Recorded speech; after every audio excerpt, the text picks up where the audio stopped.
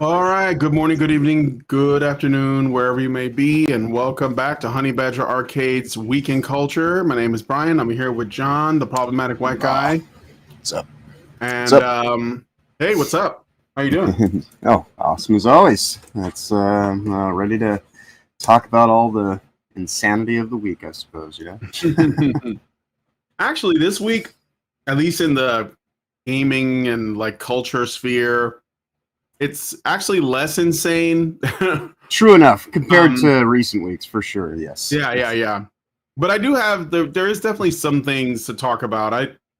I wonder if this isn't indicative of a shift in our let's say our culture to some degree. And that's what some of the stuff that I'm finding really interesting is. Let me just pop out the X chat. So if anybody's watching on X, follow me at Badger Arcade. My live streams are there, and you guys can give your commentary. What's up, Ears Rhoda, Deadly Do-Right, Morning. I see Bob the Dorcas Fairy. That's and right. I know some of these people. Rhoda is one of my co-hosts. Yeah. I do shows with him on Will of the Fans' channel throughout the week. Iris? Yep. Iris.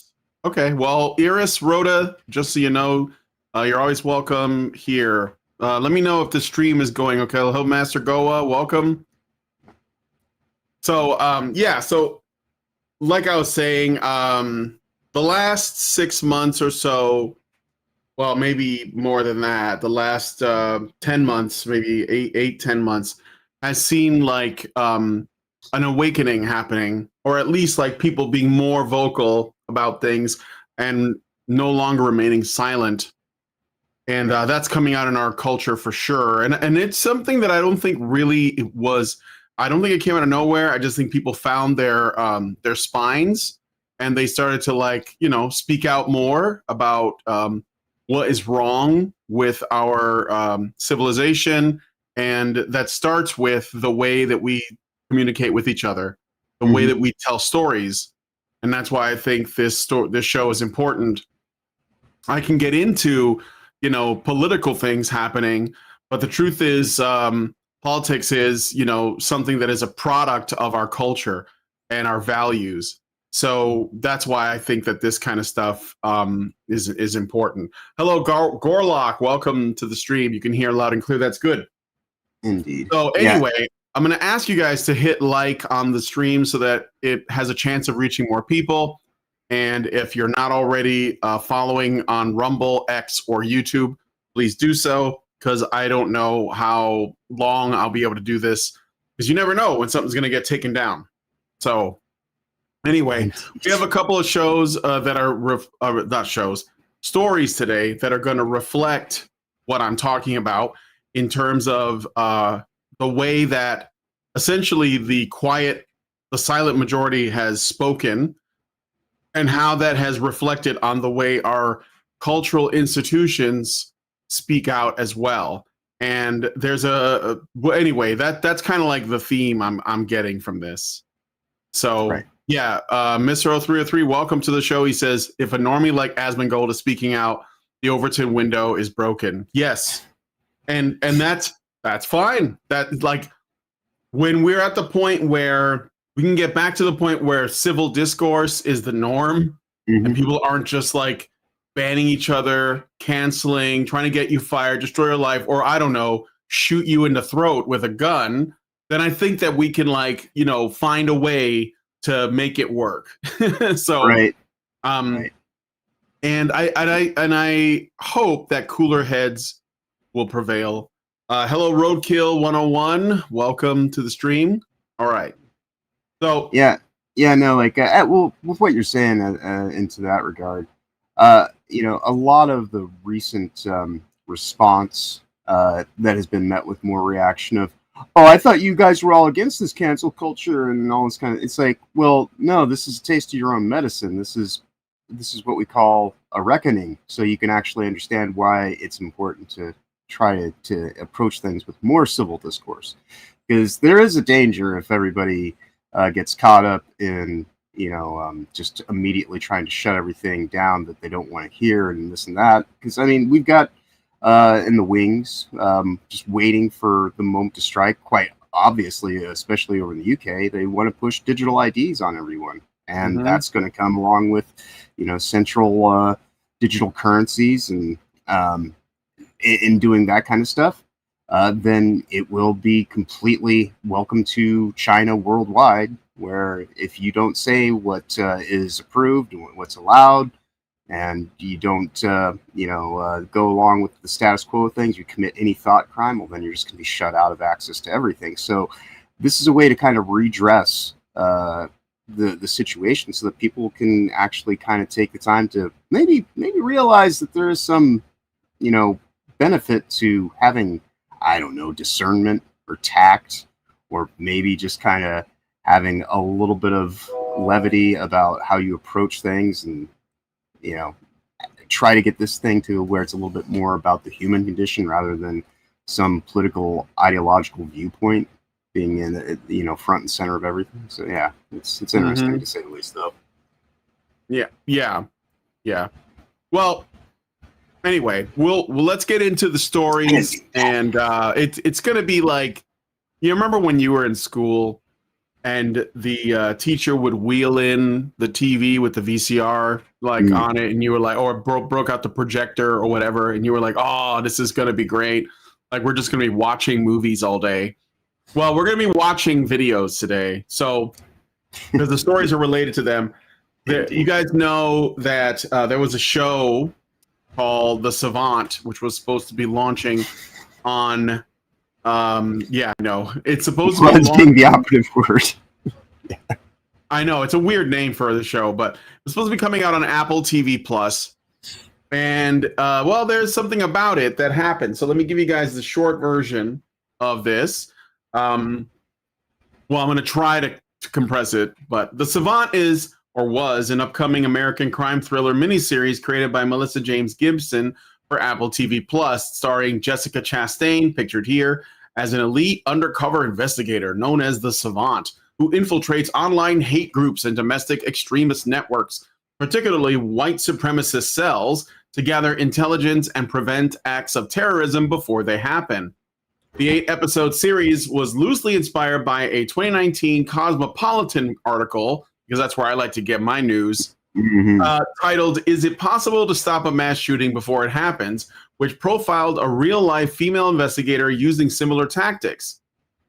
The name The Savant, just to interject briefly, it's such pretentious fucking bullshit. It reminds me so much of that game developer called me the Professor. Yeah, right. Some stupid shit only a woke white woman would come up with. Yeah. Nnamdi Asomugha co-stars with production handled by Fifth Season and Anonymous Content. Chastain also serves as an executive producer. So Chastain not only starred in it, but she's the executive producer on it. So then what happened? The series was originally scheduled to premiere its first 2 episodes on Apple TV Plus on September 26th. So yesterday, with subsequent episodes releasing every week through November 7th. However, on September 23rd, just 3 days before the debut, Apple TV abruptly announced an indefinite postponement, removing it from the release schedule without providing a new date or detailed explanation. Apple's official statement was this: "After careful consideration, we have made the decision to postpone The Savant. We appreciate your understanding and look forward to releasing the series at a future date when everyone's forgotten why they canceled it." The move has sparked widespread speculation and criticism, especially amid a tense U.S. political climate following the September 2025 killing of conservative activist Charlie Kirk, which led to fallout, including the temporary suspension of ABC's Jimmy Kimmel Live, we'll talk about that later, in several markets. Media outlets like Variety, The New York Times, and Vulture have framed the delay as Apple exhibiting heightened caution or cowering in anticipation of pressure from the incoming Trump administration, given the show's themes of combating domestic terrorism and online radicalization. Critics argue it exemplifies corporate self-censorship, with one Esquire piece calling it a huge mistake that amplifies the very issues the series aims to address. Jessica Chastain herself publicly distanced herself from the decision in an Instagram post on September 24th, stating that she is, quote, not aligned with Apple's choice despite respecting the company. She emphasized the show's relevance and urgency. I've never shied away from difficult subjects, and while I wish this show wasn't so relevant, unfortunately it is. The Savant is about the heroes who work every day to stop violence before it happens, and honoring their courage feels more urgent than ever. Chastain expressed hope for a future release and highlighted recent U.S. incidents of political violence to underscore the series' timeliness. So, let's look at the trailer for this really quick. But before we do, I did get a super chat, a Rumble rant from Deadly Do-Right. Thank you so much, Deadly Do-Right. He gives us $20. That's an amazing super chat, or Rumble rant, sorry. And he says, they martyred Charlie and their celebration of it galvanized millions. They awakened the sleeping dragon of normies that just wanted a peaceful life. They have no idea what they have wrought. Well, I hope you're right, honestly. I mean, I think that it's the time for people to at least see the world as it is and like take off the blinders, you know? And this is the thing too, is that, you know, a lot of people get confused that, you know, enjoying cultural things like watching movies, reading books, playing games is like turning a blind eye to the world. And a lot of people who are angry that, you know, we got to this situation blame people who engage in leisure. And I think that that's incorrect. I think that those things don't have to be mutually exclusive concepts. One can reinforce the other. Right. And the only reason why people were blinded by it was because their media was telling them that this wasn't coming from the left. That was telling them over and over that anything that you should fear comes from the not even the right. It's more like the way they characterize, you know, what they perceive the right to be, which is kind of cartoonish. And people, if they don't know, if they're not like experiencing things in the real world, they're not going to be able to tell the difference. They just assume that why would this show I like lie to me, right? Right. And that's the very nature of this, you know, piece of fiction right here is the idea, and part of the reason why it's not really going to fly well in a reality where your problems that you deal with in the immediate terms are not some right-wing, religiously fundamental terror cell. You know, it's quite the opposite, really. You might have to be a little bit more concerned about people that are insistent on calling them, you know, specific pronouns or words that didn't exist 30 years ago. Yeah. So, yeah, it is just kind of in bad taste to try to put out something that ultimately just works as a deflection barrier to the actual state of reality, you know? Yeah, exactly.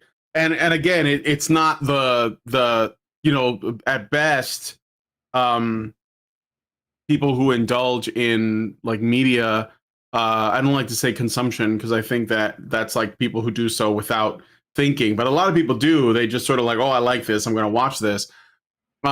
They get essentially blamed for not paying attention at best, or the media itself is blamed for radicalization at worst, which is why you get, and I mean, like somebody said that trad cucks are the ones that blame video games, but they everybody does. Like everybody does. The left does it too. In fact, they're worse about it because they actually try to change them, you know?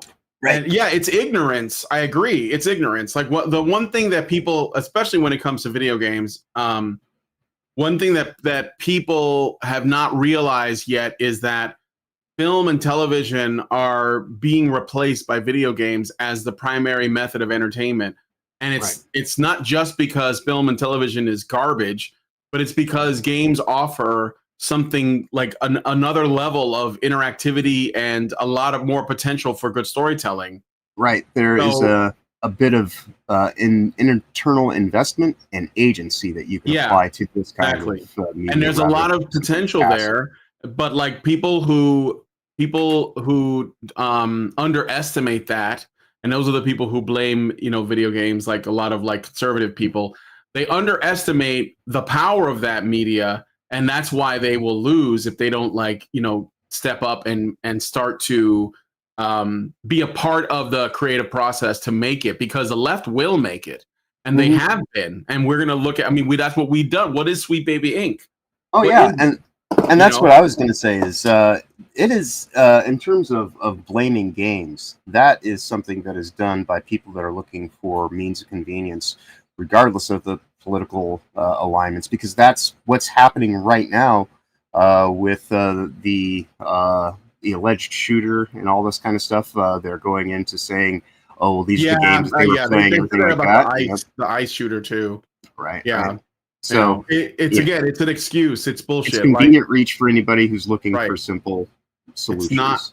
It's not very well thought out. I mean, the first question you should be asking is, where were this kid's parents? And then that's probably something, that's a good starting point. But it comes down to, what does our society teach? And like, where do they get radicalized? Guess what? It's on the internet, on Reddit. It's in the schools in particular. And so like that's where I think, where we need to be like focused. And also, the media does like basically paint a picture of you'd be like seen as a hero if you could do something about ICE, or you could do something about somebody like Charlie Kirk. And so people act on that. That's what it is. I mean, it's not even like, you know what I mean? It's not like a passive thing. Like, I played Doom, now I want to go shoot up a school. It's more like, what is the message that's being crammed into these people's minds like 24/7? Yeah, I saw a tone deaf post on X earlier. Someone basically said, there wasn't violence like this when Biden was in the office. It's like, it's because your opposition isn't violent. You're just way to go and kind of prove the point that you are willing to go to violence when you aren't having your brain dead demands met. The other thing is that if there is, it's all about like, so there was always violence. Like there was and I'm not saying that doesn't mean it matters, but that there's like, it looks like there's more chaos when Trump is in office, because that's what the media does. They put a microscope on every incident, and they move the pieces around, they exaggerate aspects, they downplay other aspects. But the point of it is to make you as a citizen feel like unsafe and like afraid, because there's constant shit going on when he's in office. That's why a lot of people say, I just want peace. I want the chaos to stop. But the media is doing that. Like, but there were shootings and mass shootings and stuff when Biden was in office, but they didn't cover it as much, or at least they didn't give it the same treatment, so that people would feel like everything was fine. And that, I would bet money that's always been the case. Like that, like ever, going all the way back to like when I was a kid. One of the first stories in the Bible is about violence. This stuff's been going on since Cain and Abel, basically. Yes. So like, to pretend like we're in a unique time in history, even after, I mean, like, granted, the assassination of Charlie Kirk is kind of like a historical flashpoint that we should never forget, and I don't think we will.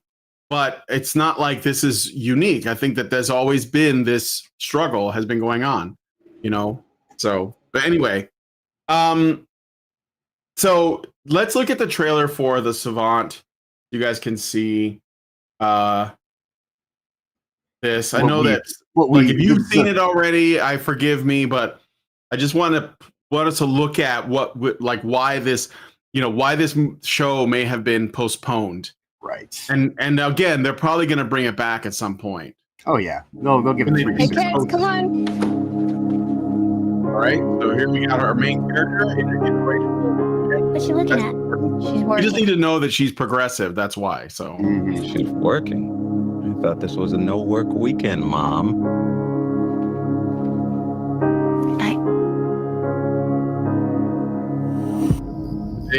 Another mom at night goes to the shed. I like how she has 3 screens. What's this logo over here? Is that like some like quad? Is that one of those swastikas that? That's one of those things they're going to try to pull. They've been trying to say that is connected to CPAC is a logo from Nazi regalia, But Yeah. quite honestly, it looks more like something off of Twin Peaks. Look at no, I think it's supposed to be like a variation because you know how the Stormfront, right? I'm not familiar with them that much, but there's a lot of different kinds of like symbolism other than like just the swastika. Plus, I don't think Apple would allow them to put a swastika on the screen. No. But but does like, look. It does look like one of the pieces of regalia that was on Nazi uniforms. Yeah, for sure. It looks like something that alludes to something, white nationalist. And then on the right screen, you have like the people she's doing her homework on, and they're like the whitest dudes you know. So this is the setup, right? And my favorite part is coming up here where let me just show you this. It's gonna be a coordinated mass attack. Blood will be shed. Locked and loaded and planted for months. The hunt has begun. You in or what? So she's infiltrating these forums. And again, this is the stuff that happens on Reddit mostly. I mean, I'm sure that there are like, very small numbers of far-right groups that are talking, but they haven't committed any acts of violence. But most of that comes from the left because they're co-signed on it. It's supported, right? It's okay when they do it. They're doing something good. And they're told this by their teachers, by their friends, by their peers online, by agents of radicalization that exist, like accelerationists, like the 764, group that BX has reported on, by the media. So if you're getting it from everybody and they're all telling you this is okay, I can see if only takes one person that's unhinged enough to act on it. Right.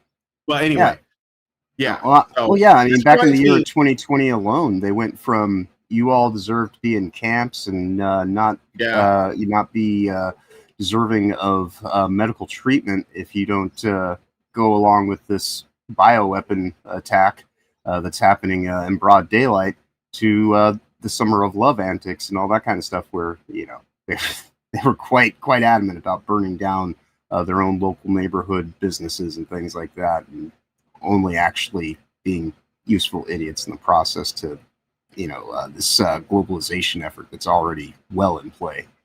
Yeah. So this also reminds me of another woman who did this named Laura Bates. And Laura Bates is an English feminist woman. She's written some books, and she has basically said that she has gone into what she calls incel forums to figure out what the incels are about. And, I don't buy it for a second because she's extremely disingenuous, but she basically claims that, they're like super radical, super violent, and most importantly, they hate women. Right. And so I think that there is that's another thing that I see like a connection to here. So anyway, she gets asked, "You in or what?" Because she's managed to like get into the inner circle, and she replies, "Why is she like a key hunter?" Did you see that? Right. The way she typed it out, it was like click, click, click. I thought this is what you do. I know they're doing it for drama, but it makes her look like she's just not proficient with keyboards. She's the savant, Yeah, right. They call that a key hunter, right? Where you're like looking for them. Right. Hunt and peck, yeah.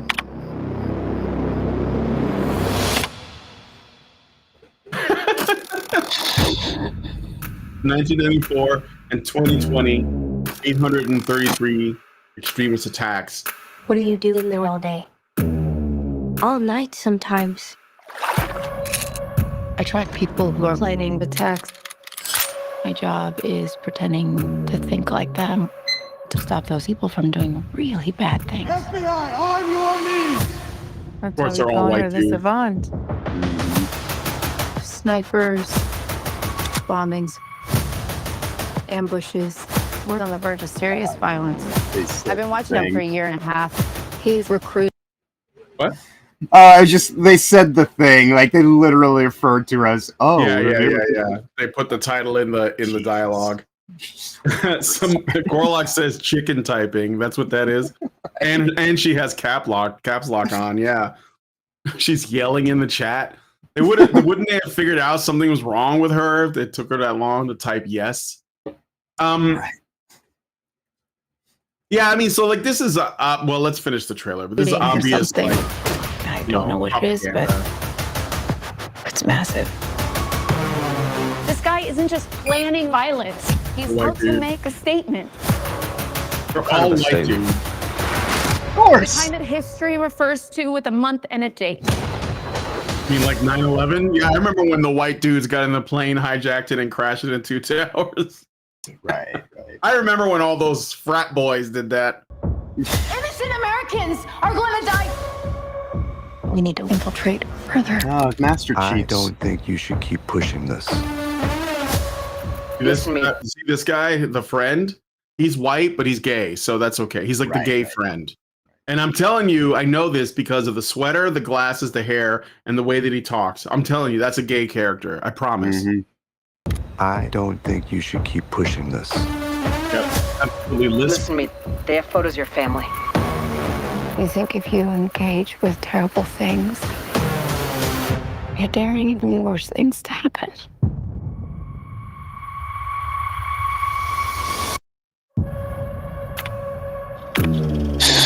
She's evidently typing the title as well.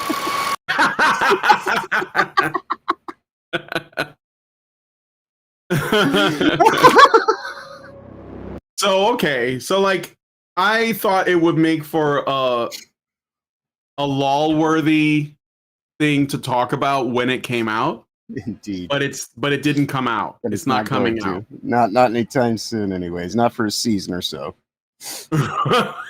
Yes. So why? Okay, but if the show was taken down, I mean, I want you guys to tell me, like, based on what little information we have, it was based on a 2019 Cosmopolitan article. I can look up the article. We can look at it, and we have the content of the trailer and the fact that they're basically postponing the show indefinitely. I mean, what does that tell us about what the show was going to be about? Like, what was it really going to be about? Because when it comes to like extreme or whatever, you want to like mass shootings or whatever, how many of them have turned out to be like transgender people, furries, or some combination of those things, or just like radically left, like the guy who shot up the ICE truck? He wasn't targeting immigrants; he was targeting ICE. He didn't know there were immigrants inside the truck, so when he shot the truck, he ended up killing a couple of immigrants instead. Yeah, and from what I can tell, the ICE agents were fine. But of course, the media is spinning it, or at least people in the media, I don't know if it's everybody, are trying to say, oh, no, because immigrants died, he was a right-wing guy. But they were being deported.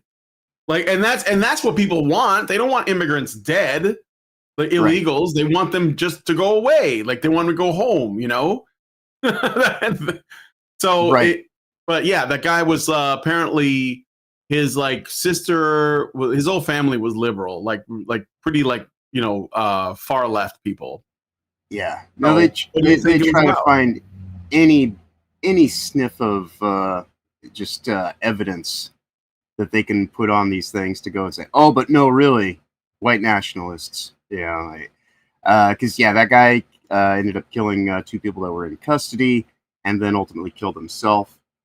Just yesterday, earlier in the week, there was the ICE detention center that got right there. Actually, I think it was in Texas as well, where there was a whole bunch of ICE or anti-fascist people that were surrounding the building, and they all ended up getting rounded up one at a time, which was really quite the sight to see for who they're not sending their best. The anti-fascist brigade. They look like they should probably skip a few dinners and maybe do some training if they're really want to try to be a bunch of dysgenic freaks, but definitely more than an idea. Right. Which is what the bullshit we've been fed all this time. Yeah. Yeah, and they're completely just reactionary. Ice Cube yesterday. He was going to have a concert in Portland, and they see the word ICE on his bus. So clearly, it's a federal agency, so his bus got firebombed. Really? Yes. Wow. Ice Cube got firebombed by Antifa because it was a little bit too similar to Ice. Right. Wow. Well, Ice-T better be taking notes.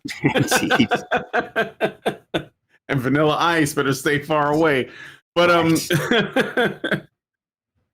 yeah, so obviously I think it tells you like what this show was going to be, which is basically more, propaganda, more of this, because like what kind of people watch this? What kind of people watch this show? If you're an Apple Plus subscriber, I mean, I don't want to say that they are exclusively a left wing kind of ideologically based streaming platform, but well, I'm not, even if you just think demographically, like I think it's going to be like for like middle-aged women. Yes, it's gonna be middle-aged women that watch this. Yes, and so that they are the targets of women are generally the targets of propaganda because they're more susceptible to it. So when you see something propagandistic, it is usually aimed at women.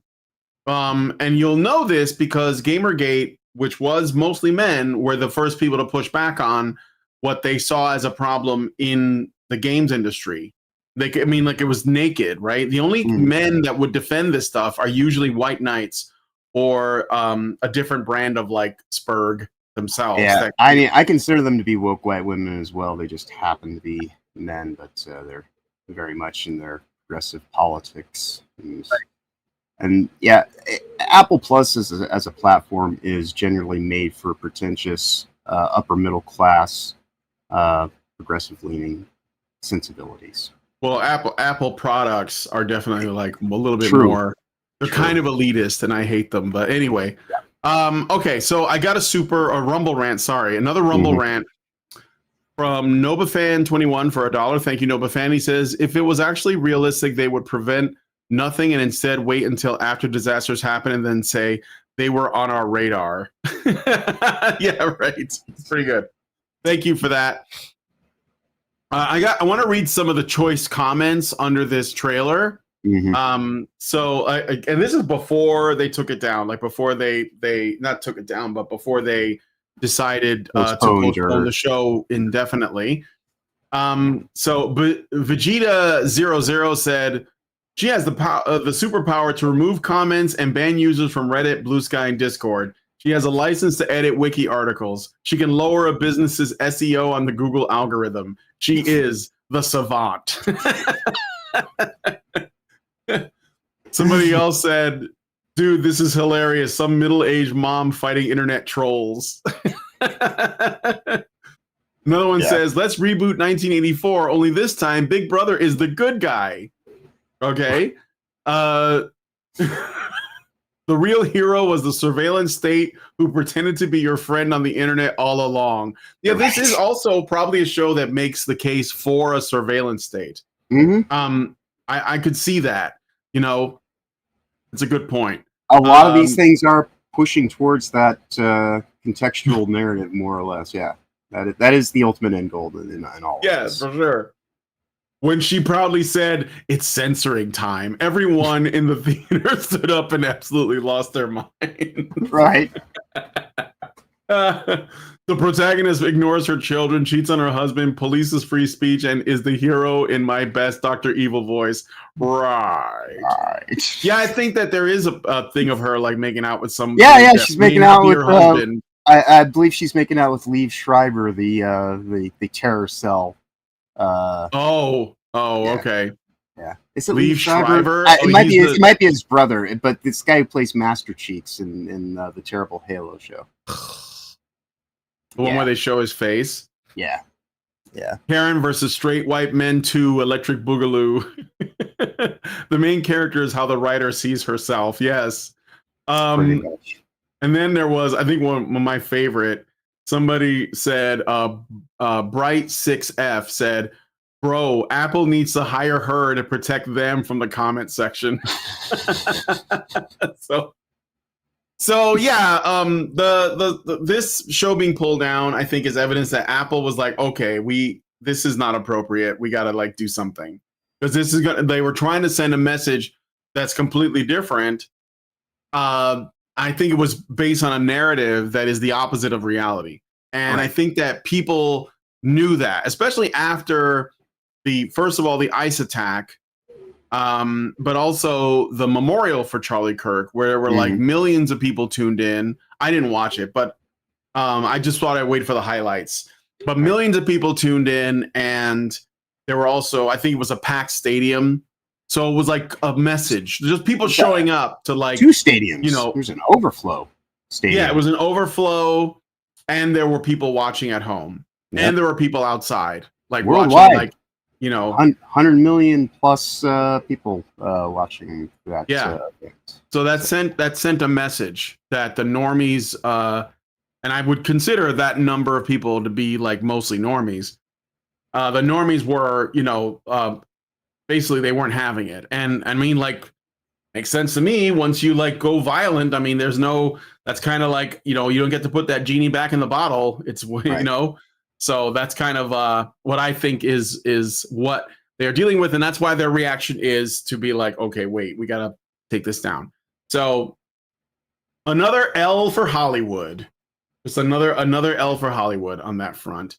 Okay, so let me see what comments you guys are saying, and then we're gonna move on to the next thing. Norwegian says, plot twist, she's being recruited by Antifa. That would be funny. That would be clever, actually. Good writing. Right. Robert Johnson says, the membership of Skull and Bones probably planned it to be Frank. Norwegian says, Brian's gaydar is tingling. No, I can tell. I used to live in Boys Town. Lispy Larry, Lucas says. Robert Johnson says, today in Weaponized Autism, Alchemist, your finest Tylenol potion, please. Gabriel says Ice Cube is an inside job. Let's see. Gorlock says it's funny as they call people Nazi, yet they brandishing the swastika everywhere they go, and now they are hating on Jews too. Antifa is the only group tagging the swastika everywhere. Yes, they post more swastikas than Nazis do.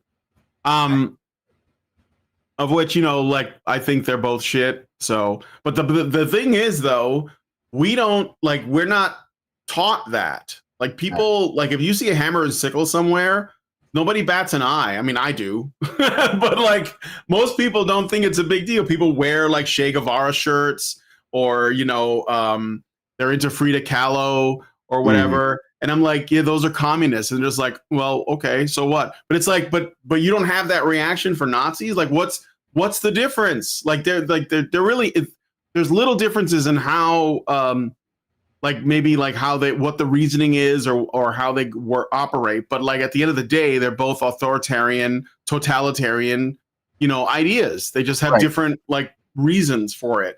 And I'm just like, can we condemn both of these things? I mean, one is easy to condemn. The other one's not. That's the problem. The communists won, and they're basically trying to push their shit on us. Okay. Yeah. Yeah. I mean, ultimately, the American patriotism is characterized by rugged individualism, and you know, like, and that means that collectivism under any banner in and of itself is kind of an issue. You know, the whole idea of, you know, when we say that we prefer the idea of small government, that means decentralized, as in everybody kind of governs themselves, not just a central, you know, control state that is small in number. It means small in its footprint and its breadth of, you know, kind of oversight. Because ultimately, regardless what influences you in life, you're ultimately beholden to the choices that you choose to put into action. Yeah. Let's see some more comments. Let's see. These comments are fire. Yes, they were. Master Goa says, Ice Cube recently had some lame War of the Worlds movie where Amazon saves the day by drone delivery to his secret base. Really? Yes. Whoa. Yes. I knew about the movie where he's basically sitting in front of a computer the whole time, and they thought that was clever. But I didn't know that the victory was Amazon delivery. Yes. They literally had Amazon delivery commercials as part of the plot. That is insane, but funny. Okay. Gorlock says, I stopped using Apple after they started cracking down on open source software in 2014. I didn't know that they were ever open to that stuff. They like themselves some self-contained ecosystem that they completely control and own. Very much closed garden kind of. Yes. Yeah. A walled garden. Yeah. Yeah. Environment. Yeah. Gorlock says, wasn't the Nazi a socialist? Yes. They were National Socialist German Workers' Party. That's basically socialist, like through and through. The only difference is, if any, is that they were doing it along, sort of like nationalist lines, as opposed to communism, which was more like, well, we need to make everything communist because otherwise it doesn't work. That's why it's never been tried, because they haven't consumed the whole planet yet. Right. So, let's see. I think that is, can we reclaim the Buddhist manji symbol? Yeah, right. Trickster not. Both are fruit of the same socialist tree. Yes, that's right. And they're not opposites. That's the thing. No. Like the communists want you to think they're opposites. They're not. Just tell them you guys are the same. And that will piss them off more than anything else. Because they're banking on seeing themselves and framing themselves as the good guys, because they're not the bad guys who are obviously the Nazis. And also you guys should think, like, when going back to the culture thing before we move on to the next story, how many films depict Nazis versus communists? There are movies with communists in them for sure. There's a lot of Cold War movies and stuff. But like, how often how thorough is the narrative that Nazis are basically the worst people ever versus the communists? Where, like, I even saw a movie that had like sympathetic communists in it during World War II. Right. And there have been a few. So just think about it that way. It's all about the way that they frame it. Remember, the culture war is ultimately a marketing war. They're marketing ideas at you. And they do it by, like, they tell you some things a little bit exaggerated, but there's a little bit of truth to it. And then there are other things they downplay a little bit, or they twist it a little bit, or they leave something out, they omit this or that. And the point of it is to get you emotionally invested in a certain idea. Yeah. And they reinforce it. And they do it in tiny little baby steps too, Mm-hmm. But anyway, the gap. Yeah. Let's see. Let's go on to the next story. Let us know what you guys think about this one in the comments. So we had our Sony State of Play happened, and I guess for the most part, people thought it was mid. Yes. Like, there wasn't anything going on that was particularly, like, impressive. But there was finally a trailer for the Wolverine game by Insomniac. And I saw the trailer for it, and there's been so the wokies are really upset that people are calling this game woke. And that's because the definition of what makes a game woke for the left is very specific. Mm-hmm. Like they think it is, but like the way that people have been trained to see bullshit, like the pattern recognition is activated, and you can't stop that, right? So yeah, especially amongst gamers, that's kind of what games. Yeah, that's kind of what we do, right? Yeah, right. So exactly. So let me. Okay. So the release of the first gameplay trailer for Insomniac Games' Marvel Wolverine, during Sony State of Play, has ignited widespread excitement among gamers and Marvel enthusiasts. They praise the unapologetically brutal combat and gore as a faithful depiction of Logan's comic book ferocity. Fans on platforms like X and Reddit have hailed the trailer as phenomenal and the ultimate Wolverine experience, with visceral finishers like claws piercing through enemy skulls, drawing comparisons to R-rated films, and eliciting reactions such as "Holy fuck, Insomniac went all in," and exactly what fans wanted. The shift from the more PG-rated Spider-Man series to this darker, more linear action-adventure featuring global locales like the Canadian wilderness and Tokyo have been celebrated as Insomniac redefining superhero games, with the studio's creative director noting that even developers questioned if scenes went too far before deeming them essential. Okay. Now that sounds good. And the trailer doesn't look. We'll look at the trailer, okay? Because I got it queued up here. Yeah, but there is some new at all. They did this 20 years ago. Yeah, they did it with the Wolverine, the one based on the movie, which I think still holds up. Yeah, I I would like to play it. I don't know if you can find it easily anymore. The PS3. Sure, I don't think it was ever Wolverine a game. digital. Yeah, I don't think it was a digital release. Yeah, so no. probably I have to go to like a find it on- GameStop or something. Yeah. To try to score it. But I mean, yes, it has been done before. Yeah. I think Insomniac. Well, it's just kind of like I'm not saying that they're not doing anything new or whatever, but Right. it is a bit derivative. Like Spider-Man, the Marvel Spider-Man game that Insomniac put out was good. I played it, but I had some problems with it. Like I didn't care for some of the redesigns. I didn't like that Dr. Octopus was bald. I didn't like that he and Peter were so close. It was a weird way of introducing that story. Those things I could live with, but them putting Miles Morales in the game at all bothers me to no end because I think that's a shit character. They should just can it and just leave it in the dustbin of history. It's not a good character. Stop trying to make Miles Morales happen. He's not going to happen. Nobody likes that character, okay? And it's just not interesting, okay? We already have a Spider-Man. It's Spider-Man. We don't need like I've never liked the idea of like making like multiple versions of the same character. It's lazy, it's derivative, and I mean, you know, it used to be the case that only DC Comics was guilty of that. But Marvel has been like playing catch up, and they've been doing it too. You know, with Ironheart and She-Hulk. Well, She-Hulk was okay, but you know, you have all these variations like Red Hulk and Red She-Hulk and all that. You know, it's She-Hulk was okay, but that's because She-Hulk existed before the Disney takeover. Yeah, But since then, it's been completely undermined and turned into something. Yeah, and again, like it was at least different enough that you could be like, okay, this is fine, right? It wasn't like just the Hulk but with tits, you know? Right. But going back to this though, there were some issues. I didn't like the Mary Jane sections in the game. Nobody did. So Mary Jowls. Yeah. But like ultimately Spider-Man 2, I think it was the game Spider-Man 2 on the PS2 was or the PS1 even maybe. I think it was on PS2. I can't remember, but there was an old Spider-Man game that everybody says is like the GOAT, right? Uh-huh. And the Insomniac Spider-Man game was just doing that, like the web slinging stuff, and they just took it a little further, which is fine. But it wasn't like, you know, like this like completely unique thing because we'd already had it. And I think the Wolverine is the same. Yeah. But does that mean that in terms at least of the way that they handle the combat and stuff, that could be a lot of fun to play?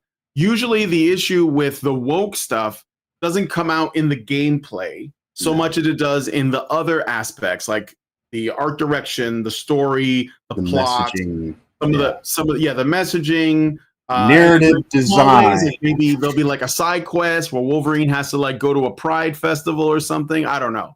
Like that would be it sounds really stupid, but I could totally see it, right? Or there could just be a conversation that brings something ideological up. And we'll see when the game comes out because I know people are going to buy it. But I suspect that there is going to be some woke shit in there. Oh yeah, considering that Disney has made it canon that for them at least in the Disney aspect of Disney Marvel that Wolverine is a bisexual. I would be very surprised if that doesn't find its way. They'll make him pan. Right. So nobody's bisexual anymore because you're right. Bisexual that's too binary because bisexual suggests two sexes. Binary. That's bi. That implies a binary. We can't have that. So bisexuals, bye-bye. You are regressive and backwards and bigots. This is for pansexuals now because you got to cover all the bases. Okay.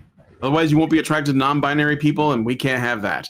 So, anyway, but okay. So while the majority response has been overwhelmingly positive, some on X and certain subreddits have criticized the game's character designs, particularly Mystique's portrayal as overly, masculine looking. Mystique or at least looks like me in Smurf androgynous. Huh? I said Mystique looks like me in Smurf makeup. We literally the other day on Will's channel, I said I had Will like throw me up full screen, and I said, all right, now put her screen up there. And then I said, now put us next to each other. And we did the corporate wants to know what's the difference between these photos. It's like, Yep. this is my face on Mystique. this is not good. You look like Mystique, or she looks like you. You came first. Right. But yeah, she looks a little bit weird. Mystique looks weird. And then there's like some of the bigger red flags. Like, first of all, we have Insomniac's track record with Spider-Man 2 and Spider-Man Miles Morales. Where, I mean, Spider-Man 2, I don't think that they even learned anything from it. They saw no reason to apologize for it. So, as we all know, one of the main rules of wokeness is they always double down. So, I'm basically just predicting that this is going to be woke. Mm-hmm. Now, the wokies don't like that because they want the game to succeed because they want to validate their worldview. So, they're basically saying, you have to show us evidence and proof. Well, one of the people from Firewalk Studios... Firewalk Studios, the studio that gave us Concord, is working on the game, and I believe that at least someone involved with Sweet Baby Inc. was also involved with the game. Their entire Sweet Baby Inc. itself is involved. Yeah, yes. And also one of the designers also retweeted a Charlie Kirk death celebration tweet. As well. So, well, that's enough. I mean, look, I wasn't going to buy it anyway, but that's enough for me to say I don't think anybody should buy it. Yeah. I don't. You should not give money to people who hate you. Yeah. So yeah. And if they were celebrating the death of Charlie Kirk and they worked on this game, then that's a no. Yeah. That's a no. So I am non-binary in terms of I'm not going to buy it. But okay, so. Let's see. Insomniac tried to dismiss these detractors with a social media post featuring pointing and clown emojis, while the game's subreddit and broader YouTube comments have mocked the controversy, focusing instead on Easter eggs like, Omega Red, Sentinels, and the classic yellow and black suit. But we will take a look at the trailer and let's see for ourselves. So this is the trailer for Wolverine. Been fighting longer than I can remember.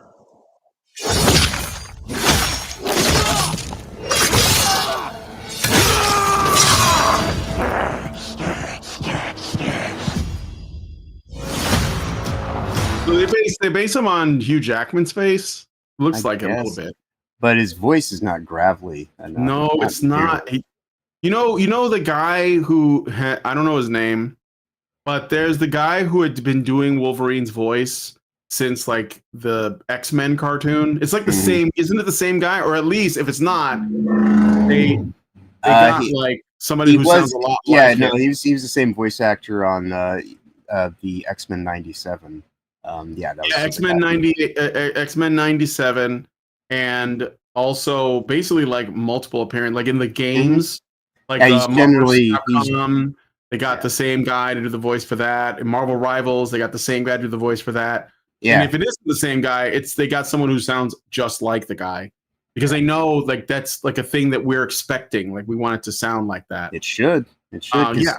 Quite honestly, his voice actor has been doing this longer than Hugh Jackman has. So that's true. Yep. Yeah. Okay, but anyway.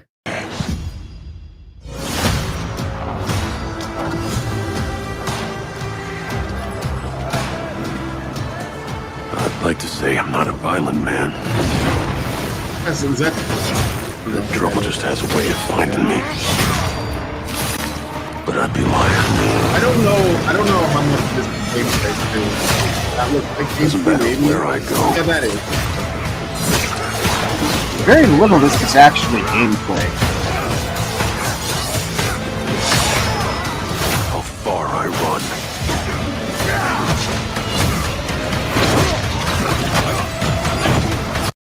Okay, that's Omega Red. I never cared for this character. I never cared for this character.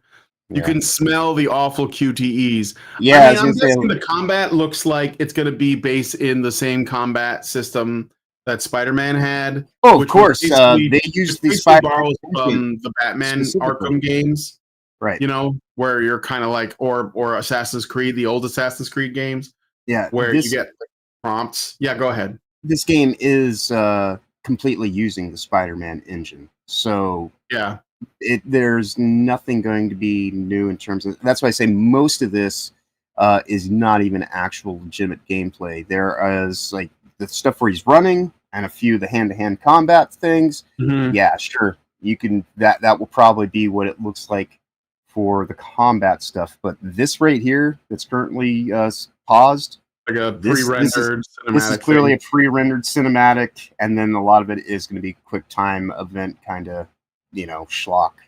Yeah, Mhm. this thing is preying upon your emotions and nostalgia more so than actually showing Sure. just a consistent. Oh, this is what the game plays like. Yeah. Yeah. Death's always waiting.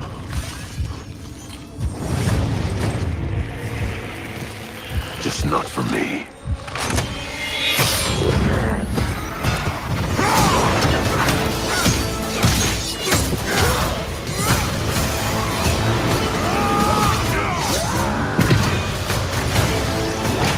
Wait, let me go back to Mystique. Yeah, because- yeah. That's where I showed up. God, looks like Yeah. some a Star Trek Klingon. Mhm. Like, sorry, but like, okay, we know Mystique can look like anybody, but she is a woman. Like, they literally had, who do they have play her in the X-Men movies? Like the old one. Rebecca Romaine Stamos. Exactly. And yeah. Rebecca Romaine Stamos was what? Was she attractive? She was a fucking goddamn swimsuit model. I mean, yes, yeah. And was Yeah. her sex appeal used to sell the character in the movies? Like Completely. what? Well, like she was basically naked. Like Yeah. I mean, yeah, she was basically naked. Like she walked around, blue naked, bare ass, and Yep. she was attractive. Like this is Yeah. this is And even- clearly, meant to make the characters less appealing to men. Let's just face it. Like this is how you know. The biggest red flag is Mystique. Like the biggest red flag. But I knew this just based on who was working on it, how they reacted to stuff. Yep. And we got even the Jennifer Lawrence downgrade. Yeah. was not. But that's the thing, is these are constantly diminishing returns. And again, this is another one of those things where Disney Marvel, you have to understand that Mystique. How dare you call her just a woman? Don't you know? She can be anything. Don't Well, you they're totally gonna know use that this, she? She's a non-binary icon.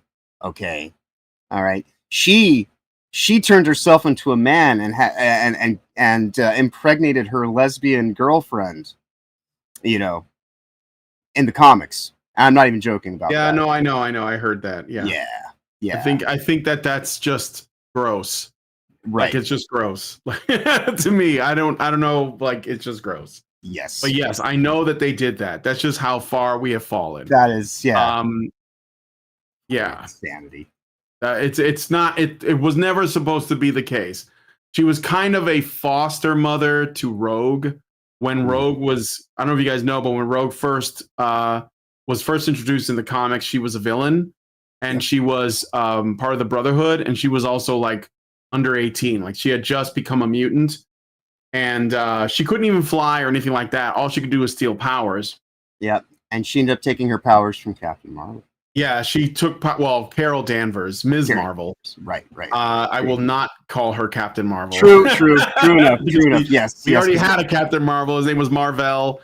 But but yeah. So, and Mystique was just like the person who basically Rogue was closest to, but there was no blood relation of any kind.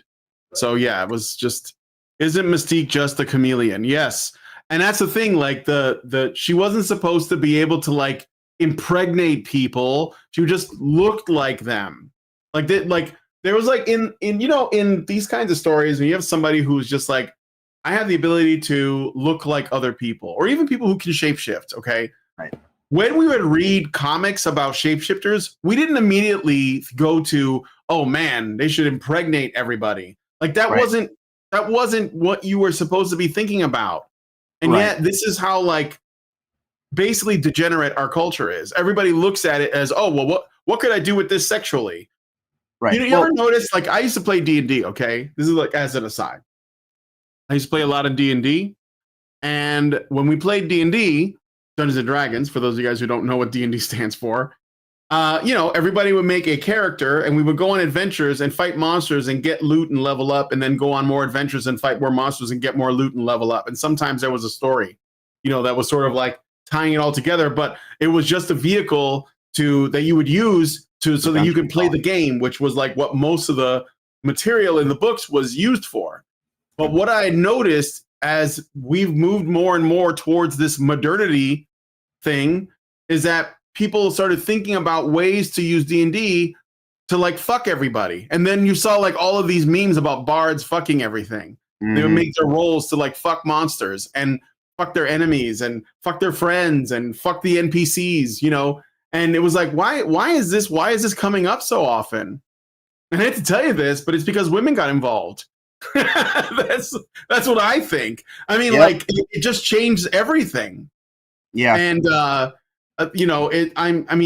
think that we're at a point now where everything we see has to have something sexual considered for it.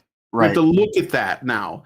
And I think that has something to do with like women entering into the hobby where we're able to like compartmentalize it, right? Where it's like, well, I'm going to think about sex when it's time to think about sex, like when I'm with my girlfriend or my wife, or I'm going to the club and I'm looking for somebody. But when I'm doing like hobbies with my friends, I'm not going to be thinking about sex there. Right.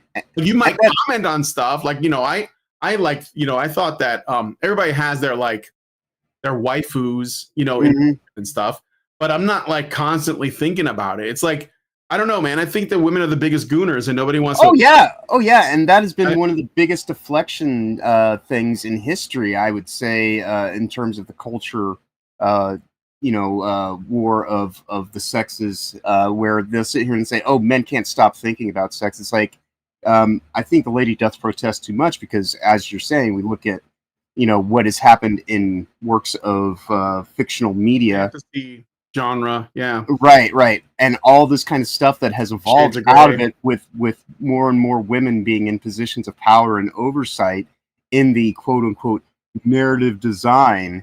And now it permeates every aspect of all this stuff that it has to have some kind of a relationship, kind of whatever. When historically in the past, a changeling, a shapeshifter, whatever the fuck you want to call it, was a surface level detail, and it didn't actually augment the internal organizational structure of the organism on the inside, much like transing yourself.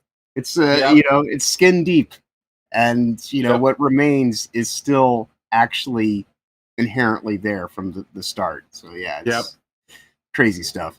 Deadly Do Right gives $1 on Rumble. Thank you, Deadly, and says it's not just women getting involved in being gooners, it's that women stopped being wives for husbands. Men are also touch and sex starved, and that gives women more sexual power too. Right. Yes. Teal Deer said, still waiting for canonically accurate height Wolverine. I think this is maybe he looked a little small in some of the shots, but yes, he should. I think Wolverine was like 4'11" or something in the comics. He's a short king. Short king, for sure. Because I ain't no hero. I'm Wolverine.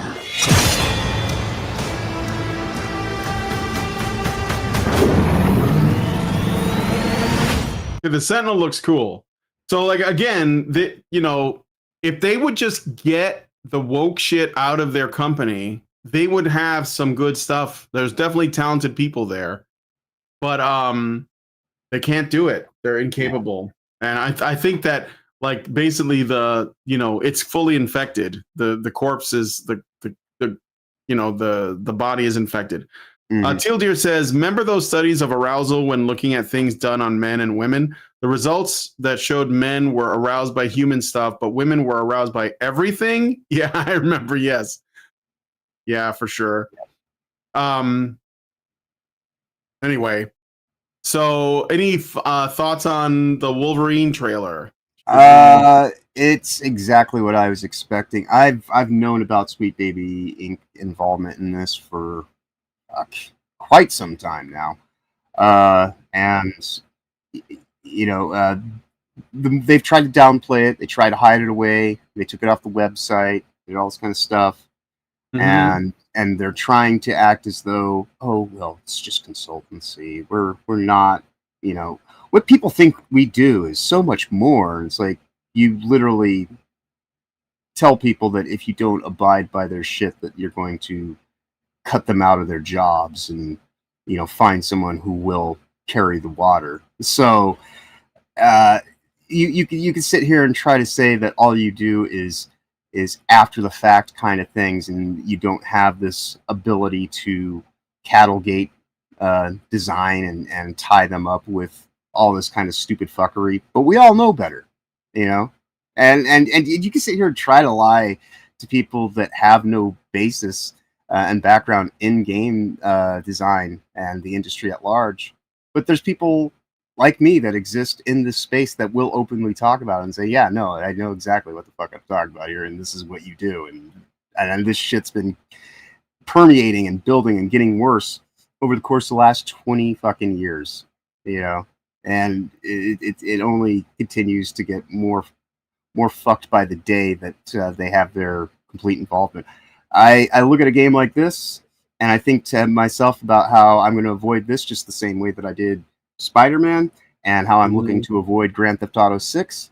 And and the nice thing is there's you know, the game Ananta is coming out. It's a gotcha game. We're gonna look at the trailer for that. Indeed. And to me, like, of all the games that, because that wasn't even part of the state of play, but that's the best game that I've seen this week that actually shows 10 minutes nonstop of in-game playtime, and it looks phenomenal. And considering that it's going to be $100 for a price of entry to get into GTA 6 plus $10 a month for your GTA Plus membership. Yeah. If you're telling me that I can do a free-to-play game with gotcha game elements by the people who are responsible for Genshin Impact, NCSoft, I got no problem. There's play mechanics in there that are cribbed pretty much from Spider-Man. And so, you know, this game's going to scratch a lot of itches without having to put a lot of internal investment in it. And if you like it and you want to support it financially, have at it. But I am not worried or concerned about not giving two shits about this or Grand Theft Auto 6. Yeah. All right. Well, thank you for the Rumble rant, Daily Do Right. And let me just read a couple more comments here, and we'll move on to the next thing. Mr. 303 says Insomniac themselves are woke. You don't need SBI to boycott. I wasn't going to get it anyway. Yep. Master Goa says, I'm not a comic guy, but I like the old X-Men cartoon. I like when Apocalypse said, I am as far as beyond mutants as they are beyond you. Yes, I remember that line, and that was a good. They wrote the characters well back then for like a Saturday morning cartoon. You know what was really deep was the Silver Surfer cartoon. Anybody remember the Silver Surfer cartoon? That was the bomb, man. I was really into it. But yeah, those old shows, even the Spider-Man, it was like Spider-Man, X-Men, Silver Surfer, and there was later on there was a couple of other X-Men shows. Iron Man one at one point. There were a couple of good Spider-Man shows, and I also really liked Avengers: Earth Mightiest Heroes. It's a shame that one they took it down, because that was really. Like, I mean, setting aside all of the great DC ones, like Justice League and Batman and stuff, for Marvel shows, those were good ones. But anyway. But, okay, so let's move on to the next thing. Let us know what you guys think about this one in the comments. We're going to be talking a little bit about some of the standouts from what is this again? The State of Play. I was spacing out on it from State of Play. So, okay. So we got some gameplay and more information about the Halloween game.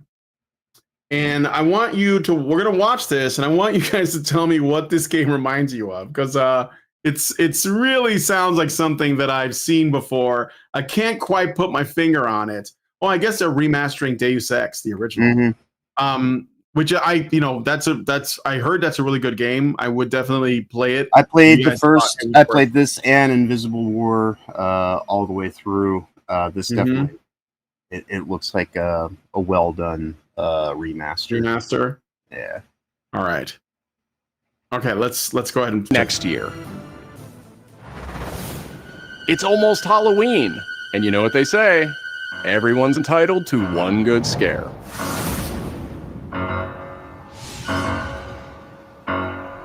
Death comes to Haddonfield in Halloween the Game, a tribute to the John Carpenter classic.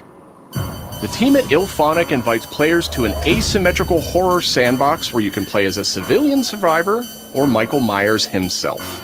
In each game, it's up to you as survivors to save these hapless townfolk or to hunt them down as Michael Myers. He possesses unique abilities like shape jump, allowing him to move around the map unseen and pop out where you'd least expect him. Playing as a civilian, it's up to you to lead townsfolk to safety, find a phone, and call the police for help. Civilians can also scavenge for gear and weapons to help them survive when they inevitably cross paths with the unstoppable Michael Myers. Become the boogeyman or protect his victims when Halloween the Game launches on September 8th, 2026. Gee, I vaguely recall last Halloween we were playing Friday the 13th before the servers got shut down, and it was an asymmetrical game where you had to try to call the police. So IllFonic, are they? They're not the people who worked on Friday the 13th, are they? I can't recall. But if they are, I'm gonna see. Yeah, double check, because and if that's the case, then I can at least respect them saying, "All right, fine, you're going to get rid of our game. We're just going to bring it back with a different Hollywood they slasher." are the same people. Oh no, they are. They are. Yes. Well, there you go. Maybe this is the whole reason why they shut the server down, because they knew that they had this coming out in the chamber a year later. They worked on a couple of. Let me see. They worked on Killer Clowns from Outer Space, which I never played, but I've never seen the movie for that either. All right, Killer Clowns from Outer Space. The movie is way good. The game is mid at be kind. It's too. Is it also like an asymmetrical? Like, yeah, of course. No? Yeah. Yes, it is, but it's parsed down from what was the experience of Friday the 13th. I got a free copy of it, and even with the free copy of it, it was just kind of And they worked on Predator Hunting Grounds. Okay. So they specialize in these. I think the Texas Chainsaw Massacre game too. Yeah. That was all them. So yes, they are the people who worked on Friday the 13th, the game. So what that tells me is they really wanted to continue to work on Friday the 13th, the game, but they couldn't, and it was because of basically property concerns, like who owns the property. And the thing about Friday the 13th is, it has a really like crazy story of like, it's a convoluted exchange of properties that have moved around. Like Warner Brothers kind of owns it, but Paramount owned it. And like some people, a New Line Cinema owns part of it. So like New Line Cinema used Jason in like some of the later movies. I think it was everything from Part 8 on to like Freddy versus Jason. And even the remake that they tried to bring back Friday the 13th. And I guess they're trying to bring it back again. They're working on it. So because the licensing is all over the place, the developers of the Friday the 13th game couldn't hold on to the property anymore. There was just too many legal problems with it. And so they tried doing other games. That's why they gave us Killer Clowns from Outer Space, Texas Chainsaw Massacre, and Predator Hunting Grounds. But that didn't work either. And everyone was demanding a Friday the 13th game. They were like, we want more Friday the 13th. And it was a really good game that people still really like, and they're trying to find ways to keep it alive. I think one of the reasons why a lot of people are so adamant about the Stop Killing Games petition was for games like that. I mean, that was one of the games that people were talking about because, they invested a lot of time into it. They were having a lot of fun with it. Yeah. They've even have workarounds. I think someone in our, one of my people that watches the show has told me about how they've been working hard to like create sort of like, An ad hoc server. peer-to-peer servers so that people Yep. can keep playing the game. I have not uninstalled it for my PlayStation, despite the fact that, the servers are down. Right. In the off chance that they might come back.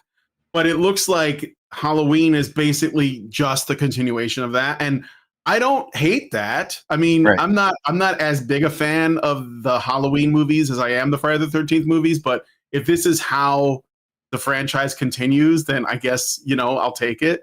Right. So, yeah. Yeah, because fundamentally the gameplay and all the mechanics, everything, was sound. And yeah, I mean, character models look like the exact same character models almost. The vibe is there. It's the late 1970s and all that kind of stuff. So yeah, this could be as good as you're going to get. So if you're a fan of those games that they had worked on previously, I would imagine that this is worthy of at least consideration. Yeah. How long the servers will be able to be kept up, though, that's really the question. I mean, to be fair, if it weren't for Halloween, there probably wouldn't have been a Friday the 13th. Because I believe Friday the 13th came out in 1980 and Halloween came out in the 70s. Right. And like even when Friday the 13th came out in 1980, the first movie didn't even feature Jason. It was his mother. And then the movie gives you the Jason with the bag on his head. So, but yeah, I mean, like it's bittersweet, I guess. Like that's my feeling on it. I don't know what like, are you interested in the Halloween game? It does look. When I was watching this the other day, I was immediately thought to myself, "Oh, this reminds me of Friday the 13th," and the fact that you actually confirmed that it is the people, because when they showed off one of the mechanics of the shape movement, I was like, "This kind of reminds me of one of the powers that you could have depending on which one of the Jasons that you used." Yeah, where he was able to move through a little bit undetected and have like the speed to just kind of show up somewhere. And so that exact mechanic got cribbed and got moved over into this one. So, yeah, in terms of the way that it'll play, I think it'll be fundamentally sound, especially if this is basically a reskinned Friday the 13th. That and if that's all that they can do, I would much rather that.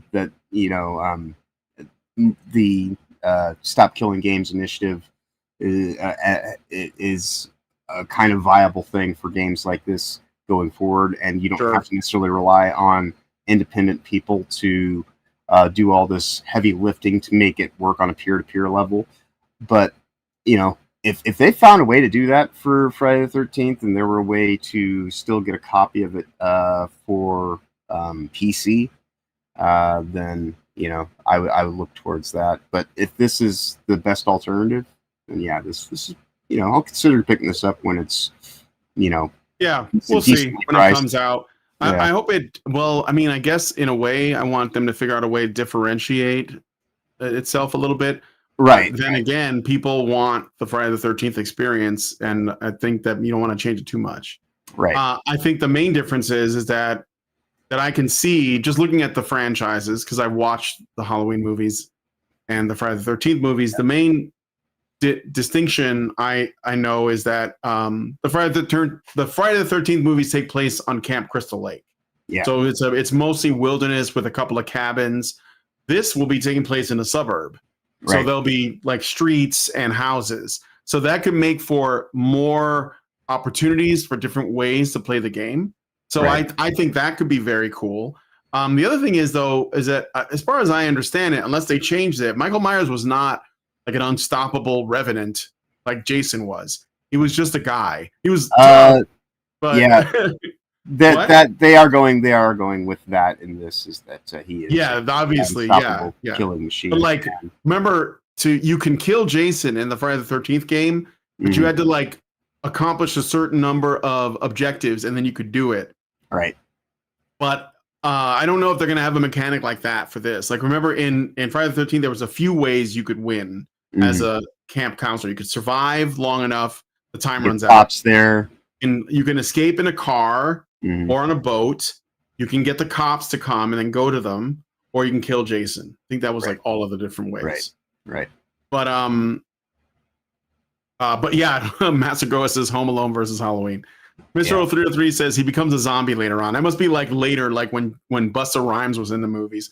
I watched the first couple, so I didn't watch the whole franchise. And it's all over the place too in terms of like the canon, the timeline and stuff. It's all over the place. So, but yeah, I don't know. I mean, I would appreciate if there were a single player aspect to it as well. Friday the 13th has a single player mode too. Right. Yeah.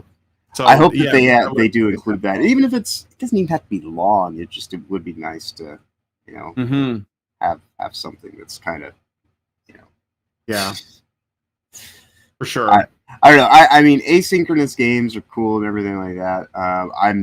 I'm getting ready to in the next month. At the end of October, the server is going to go live for Fox Hunt, which is going to be the 2 on 6.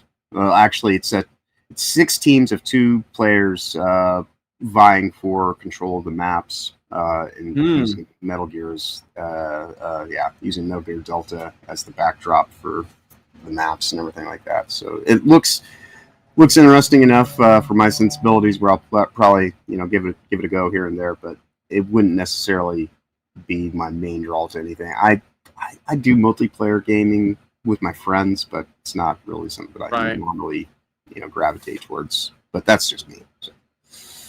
All right.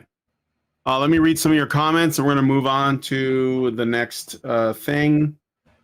Let me see. I thought I saw something. Yeah, Trickster Not says, "Oops, what happened to my thing?" No, that's not it. Where is it? Yeah, Trickster Not says canonically Wolverine is supposed to be 5'3". Wow. Well, I remember when I don't know if that was like in the Marvel universe. You remember there were these books. I used to love them. It was called The Official Guide to the Marvel Universe, and it was like a series of comic books, a little bit thicker than normal, well, significantly thicker. And they had basically entries for every character in the Marvel Universe, and it gives you their names and a bunch of their data. And one of those things would be their height. And I remember in that book, I believe Wolverine was 4'11", or maybe like just under 5 foot tall, maybe a little bit, maybe right around there. But they may have changed it, so maybe they thought he was too small. I don't know. Yeah. I don't know. I know that. Yeah, back in the late 90s, I was still in high school. I got one of those anthology kind of cool. It wasn't the Exopedia. I can't remember what it was called, but yeah, this is like back in 1998 or 1999 at the latest. But yeah, in the support materials, they definitely have alluded to various heights and whatnot. But that was over 25 years ago now, so I couldn't tell you exactly what it said in there. But I remember I had a copy of it. Yeah. Okay, so Norwegian says TES6 will almost definitely be woke. You mean the Elder Scrolls? Is that what that stands for? And then someone else, Trickster Not, says for the Elder Scrolls itch, there's Wayward Realms and Fate Keeper. Also, I heard, I have the demo for it. Painted Grail is supposed to be like, I don't know if it's counts, because I don't know if it's like open world and as highly detailed, but I know quite a few people that were playing through, especially Painted Grail, the second game that I believe Helzo, who is another one of the people that I stream with, he did a number of months of playing through on it. Also, if I remember correctly, I believe 40K Empress was playing it as well at one point in time. And yeah, it was very, very much an Elder Scrolls kind of vibe that I was taking from it. So, all right. Trickster Not then says Earth's Mightiest Heroes had the best iteration of Hulk. Yes, that guy, is it Fred Tascatore or whatever his name is? I think he always does the Hulk voice. Gabriel says, I'm suspicious of the Deus Ex remaster, especially since it's done by Appear and not Night Dive Studios. I'm not sure. Norwegian says, how would Halloween work as a game? It's an asymmetrical horror. One person plays Michael Myers. The other players all play basically town survivors and to try to escape. Right. Mr. 0303 says the Halloween's timeline is even worse. Iris Rhoda says Asper did a great job of the Tomb Raider and Soul Reaver remasters. Okay. Then maybe, I mean, are they doing the Deus Ex one then? That might be. Yeah, if I remember correctly, yes. Because we were talking about that the other day on Will's channel. All right. Rhoda says, Lord King still listening, playing Final Fantasy 14. Yeah, I hear that's crack. I'm trying not to get. I used to play Final Fantasy 11 a lot, and I got kind of sucked in. So I had to stop. Asper censored both games. Okay. All right. Well, let's move on. Let's look at Ananta. Indeed. So this is the 10-minute trailer. I'm not going to play the whole thing. Maybe we'll jump around a little bit. Yeah, but it's definitely worth your time to seek out to watch so this is made by the same people who made Zenless Zone Zero and like Genshin Impact. Is that right? Mm-hmm. Okay. So you can see by the way the animation looks. Yeah, and like I said, I don't know what kind of game it is because it's kind of like it's kind of weird, but it's affiliated with the same people that also worked on Marvel Rivals as well. So You jokers again? This time you're not getting away. Don't you guys have anything my better one to do? concern with I did try Zenless Zone Zero for a little bit, and there isn't much to it at all, and the gameplay is very simple. So but this maybe this is not that. So there's like combat again. Looks like Spider-Man, Assassin's Creed. You guys at least try not to come off so desperate. Batman. What do you guys really want?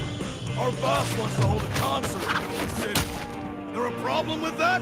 Can't you just book a stadium like everyone else? A dinky stadium couldn't possibly handle the look, it's prototype. Yeah. Mm-hmm. Yeah, and again, all the that is not, a detriment because I mean you're not going to get a new prototype game, unfortunately. It's been well over a decade since the last one, so the developers of prototype, they're the ones. They're the guys that gave us Hulk Ultimate Destruction. Mm-hmm. It's like that game is the bomb. Like and the so best that's Hulk game ever is that. Yeah, and that's my thought on this is with the state of games the way they are currently. Even this is a gacha game. Knowing as well as you know that going into it doesn't mean that you actually have to pay for gacha game aspect elements. But if it's able to scratch the itch of giving you open world combat and driving around and the insanity that should be in a Grand Theft Auto game, that's all I'm really looking for. I work for the Nova City Crime Agency. Yeah. I can explain. They started all that and there, not me. waifus with jiggle physics. Watch out! That's right. Master Grower says more games need to steal that satellite zoom transition. Yes, it has that. It has that in this game too. Yeah. I don't know how. Like I said, there's a lot about this game I don't know. I know how many characters you switch between. Like what is the objective? Like, is there a story? Like, I don't know what it is. Well, she is a cop, it seems, and he is a criminal of sorts, but she's trying. That's what this whole 10-minute exchange is basically her recruiting him, I guess. Mind if I borrow this? Whoa, what was that you just did? Careful! So I'm assuming this 10 minutes is fairly early into the game. Yeah. Looks like their license is getting revoked. I mean, like I said, it looks like it's doing a lot. Yeah. Doing a lot of different things. You got shooting, you got Spider-Man shit, you got GTA shit. Well done. There is aerial movement like Spider-Man. You can use those tentacles to web sling around the city.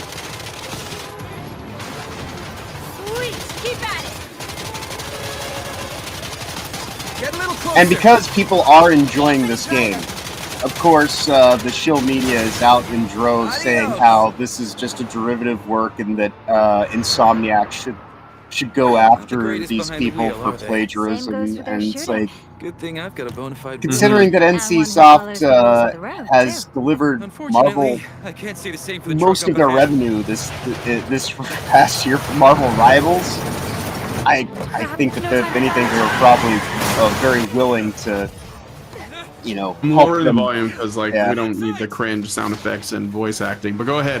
Yeah, but yeah, I think that this game was done somewhat in partnership with Sony.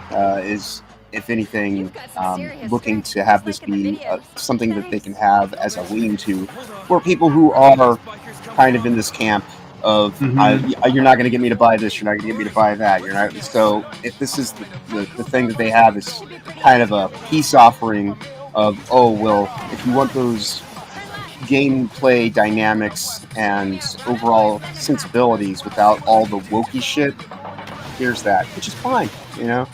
Yeah. You know, if I have to give up GTA 6 and Spider-Man and everything like that to get a condensed version of it, all in one offering that asks me for money if I'm willing to put it forward, you know, I can deal with that. And if people don't want to get caught up in a gacha game, normally I don't, but knowing what I know about GTA 6 and how it's going to be built around the concept of the Grand Theft Auto, the GTA Plus membership, which is $10 a month in and of itself, that to me seems like gacha game mechanics right there. So at least this is coming out front and saying exactly what it is, rather than trying to act like it's some kind of premium game experience that ultimately is going to be built upon a subscription-based model. So this is going to be free to play? Yeah, because even at the end of the trailer, it says that you can go and pre-register now so that you can get in on it.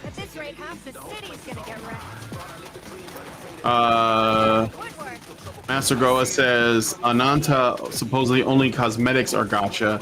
Characters are acquired through gameplay. That's what they say anyways. Yeah, and if that's what they're doing, if they're because this is NCSoft, so I imagine this will kind of be like Marvel Rivals in that regard, where it will actually be more based on you being able to do stuff. And who knows, you might even be able to earn in-game currency akin to something like Helldivers 2, and the payment aspect will be there as a, you know, a quick, you know, I just want it now. And if that's the case, then that's something that you have to decide as a customer in your own right. But,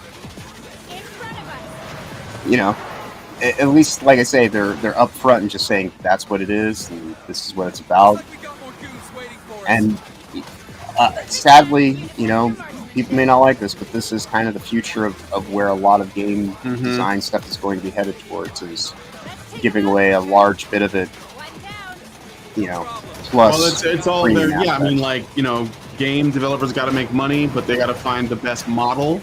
And I think that, like, the one that's viable is, you know, making a game free to play and then charging for cosmetics as opposed to pay to win, and then like offering like maybe a couple of ways for people to earn things. Like I know that like in Helldivers 2, you can just like, you know, grind and get if you want to buy like the war bonds, you can just grind for super credits and buy them, or you can spend money on them, but you don't need them. Like, you're not a loser if you don't have any, you know.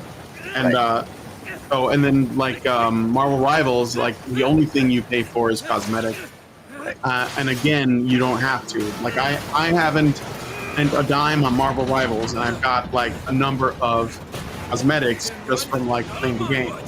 So, you know, I mean, but people who want to get everything, they just spend the money if they want. That might be, you know. And again, I don't think it needs to be for in every case, because like you know, there is definitely like exploitative elements too. Oh yeah, and you know, back when I helped do the design work on Red Dead Online, that was the mindset that I had of, okay, of course you've got the gold bars there, but why not actually reward people that consistently play the game and because ultimately they are the people that are going to sustain it in the long term. And if a game company is willing to work with me in that regard and say your time is valuable, not only to you but also to us, if you are going to be one of the people who can actually get more people interested, and those people will want to catch up to where you are, and so they will drop some coins to kind of have the things that you might have, and they don't want to grind it out. You know, there's nothing wrong with having monetization elements if you do it in a way that is at least respectful and not predatory. Yeah. Right. Yeah, for sure. Was a real banger. Yeah. So, I mean, even with Metal Gear Solid Delta, the game was purchased for me as a gift, and so since it was purchased for me as a gift, I didn't feel too terrible about going and dropping $15 for the DLC add-on stuff, because you know someone else had already front-loaded the initial $70 investment. Got a minute? Wait, are we heading to the NCCA? Mm-hmm. You don't need to give me any good citizen awards, honestly. Let's find a spot and chat for a while. You've got me curious. All right. Well, that was just like a short. Yeah, but you can register now at anatagame.com, so which I'm sure they have in the description. AnantaGame.com if you're interested. I might check it out. See, what's up. Yeah, so this is my let me GTA see. 6 for the foreseeable future. Well, yeah, I'm not. Yeah, for sure. I think that Rockstar is like on really shaky ground with me, anyways. So in general, just because of like what happened with like they were just, the writing appears to be on the wall. So all right, let's take a look at something else. I thought this was just kind of weird that they're so like they're bringing a Microsoft Flight Simulator has been announced. Is this something to be excited about? I don't know. They made a big thing out of it. I mean, it's coming to PlayStation. Okay. Like, chat is invisible on screen. Yeah, when I go into hold on a second. I think I know why. Just give me a second here. Let's do that. Okay. Might be all right. A layer down or something. Huh? I say it might be. No, it's just that when we're looking at videos, you don't see it.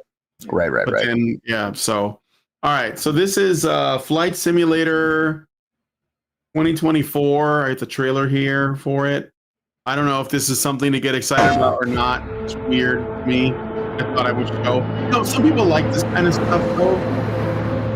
Like the the one really popular genre of game in Japan is like train operator simulator.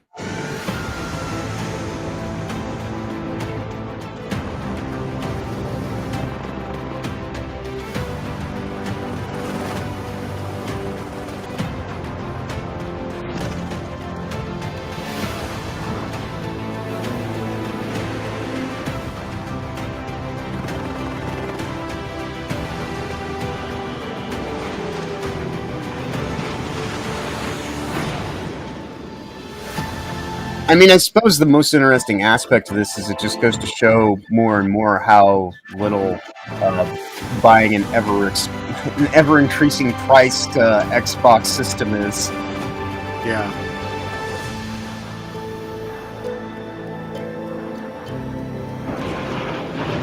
If you're really into jets and planes, you can see that.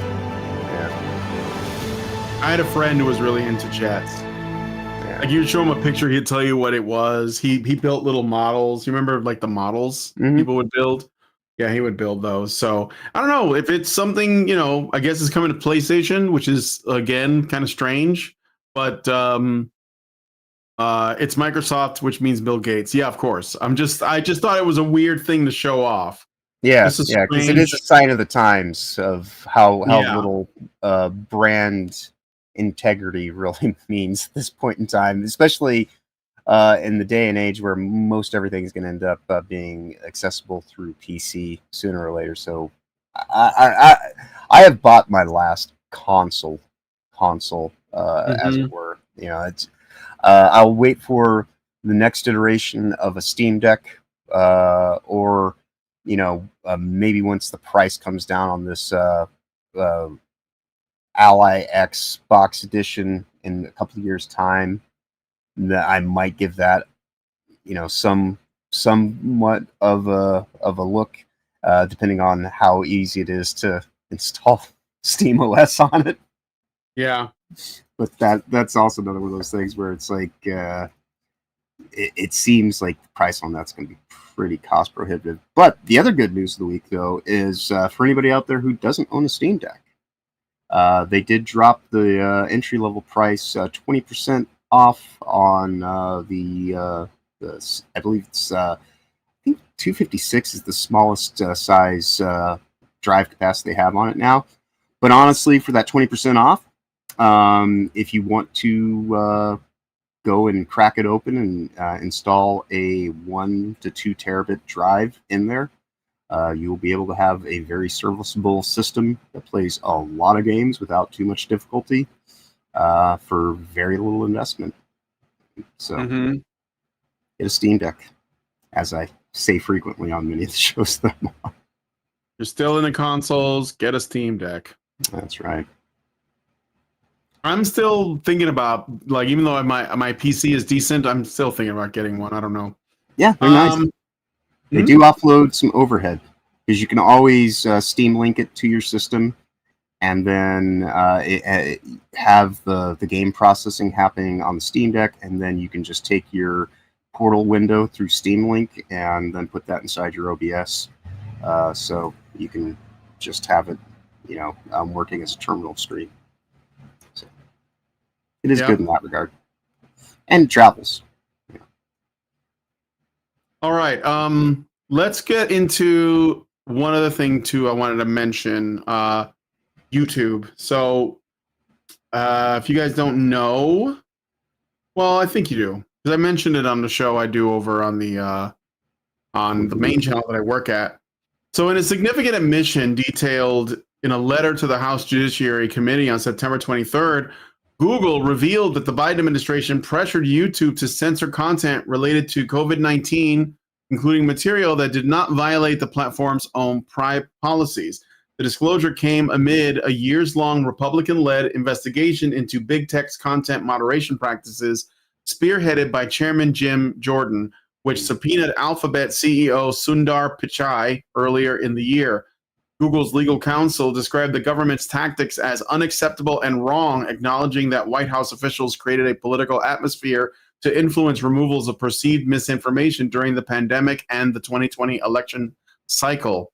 This echoes similar revelations from Meta, where CEO Mark Zuckerberg previously stated his company faced comparable demands, highlighting a pattern of alleged jawboning by federal officials to suppress dissenting views on vaccines, election integrity, and other related topics.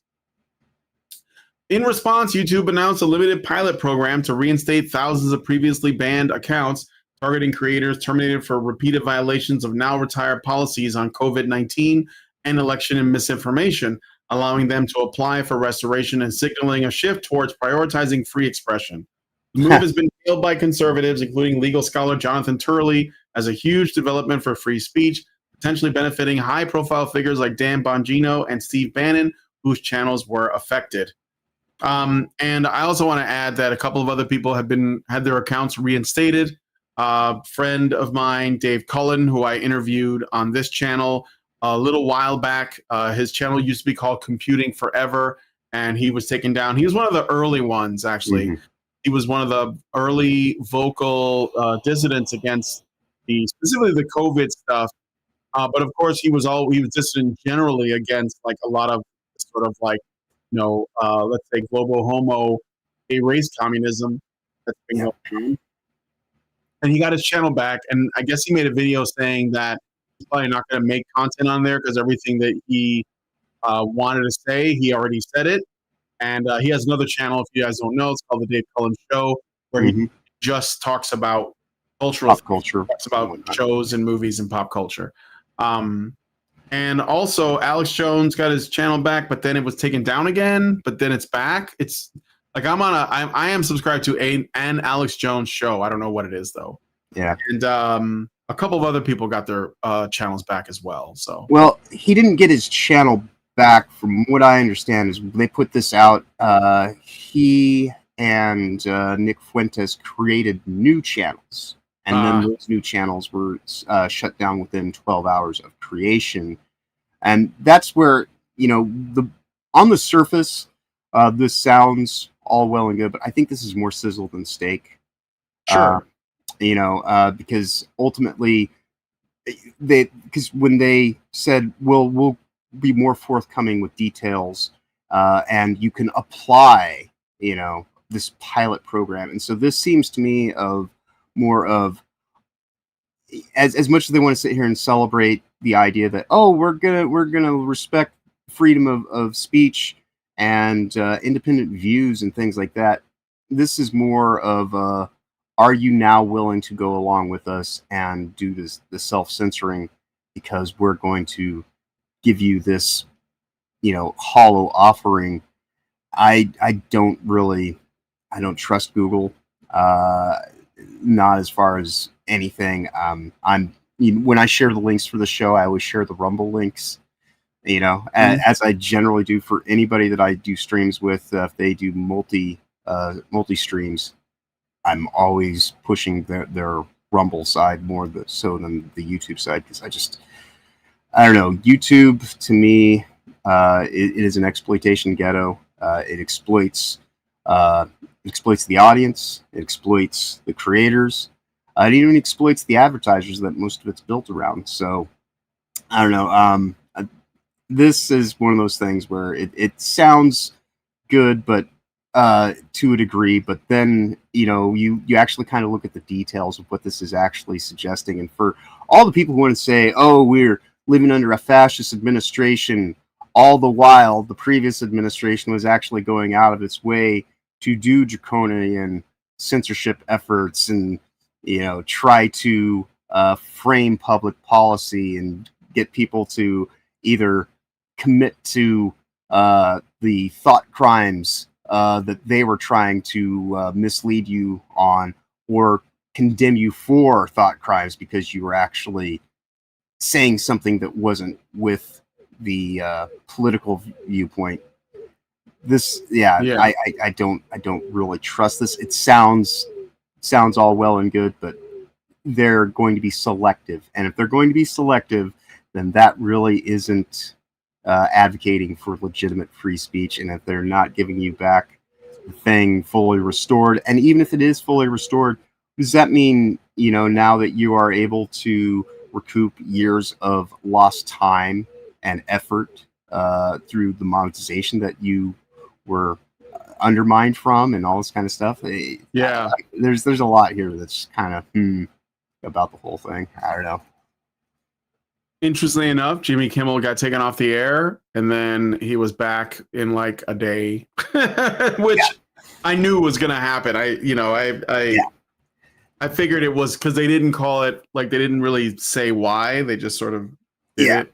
It didn't even last an entire week before they decided to reinstate him. To their credit, though, Sinclair and Nexstar are sticking to their legitimate principles and values and saying, well, fine, fuck it. If the ABC proper wants to go and reinstate him, doesn't mean that we affiliates have to, oblige and go along with it. So he still lost access to pimping his ideological fuckery on 65 channels plus for any other smaller affiliates. But Nexstar and Sinclair are a pretty sizable offering within the affiliates that ABC has to rely on. So it's a state of execution. Dude gets no views.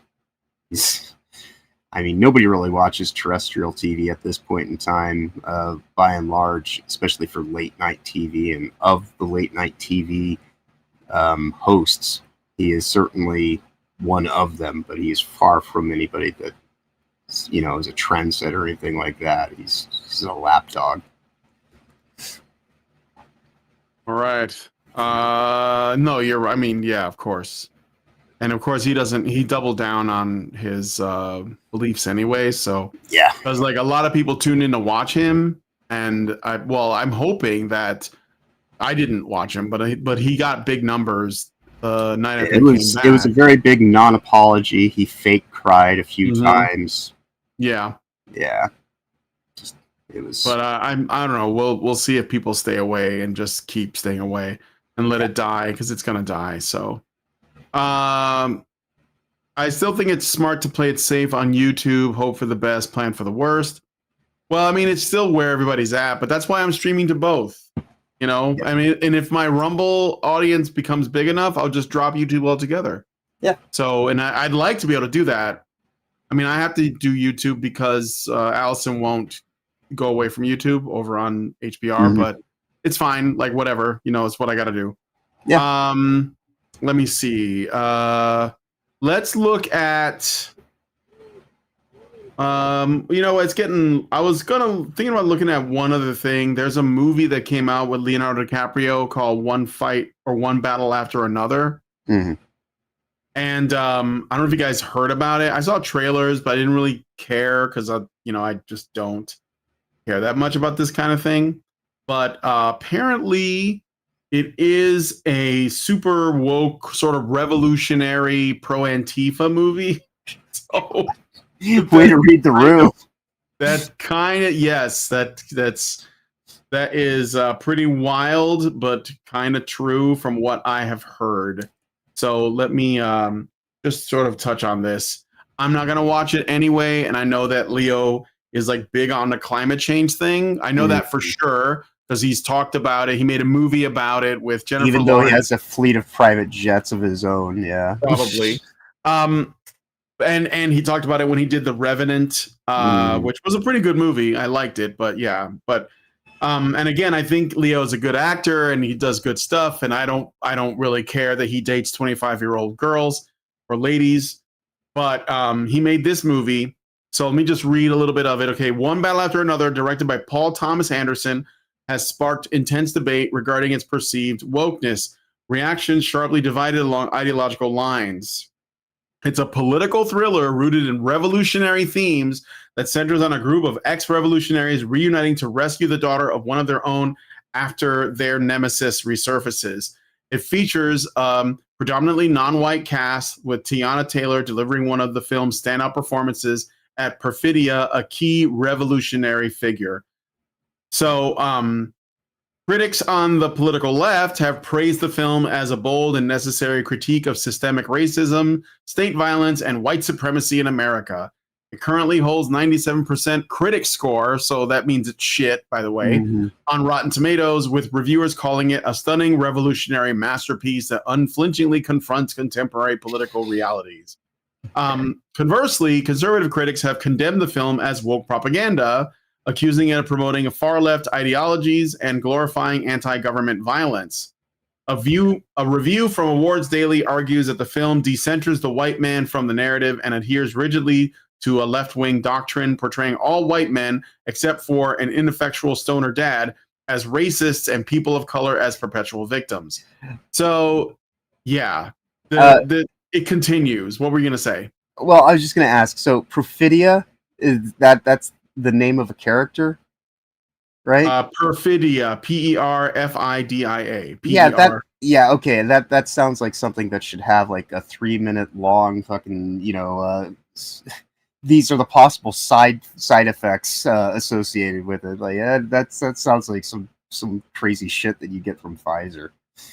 It's it does sound like medication. It's right? Spanish for perfidy, which means faithlessness, treachery, or betrayal. So it's a song written by Mexican composer and arranger Alberto Dominguez. Okay. So kind of a weird reference, but so yeah, it's a polarizing movie, and it's definitely intended to divide people. I knew about it because I saw trailers, but I didn't know what it was. And then I saw Film Threat made a video about it, which is Chris Gore's YouTube channel. So if you want to check it out, but don't check out One Battle After Another unless you're into that kind of thing. If you want like an Antifa movie, And I think it's relevant because like we're still dealing with Antifa shit now, like the aftermath of it, and Hollywood as they're so completely disconnected from reality. They just support this shit whole cloth. So cringe. Yeah. Weird. All right. So last thing I want to share, and then we're gonna wrap it up, and it's right on time. Indeed. This is just for my edification, for my pleasure.